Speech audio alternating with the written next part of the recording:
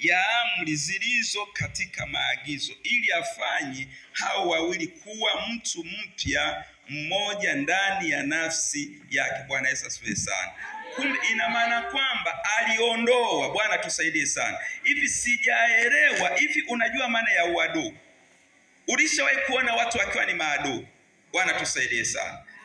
Fikiri uadui, yani watu wakisha tengeneza uadui, kuna uadui, huruhusiwi kugusa kitu chake.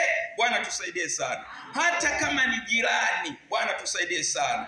Kama mna uadui, kwa bahati mbaya ukakuta chombo chako kiko kwake, lazima utaondoka moja kwa moja. Kama hujaokoka utaenda kwa Kalimanzira, kwamba hebu niangalizie kweli kile chombo hajakifanyia kitu. Bwana tusaidie sana, kwa sababu kuna uadui katikati yenu majirani wawili. Bwana tusaidie sana.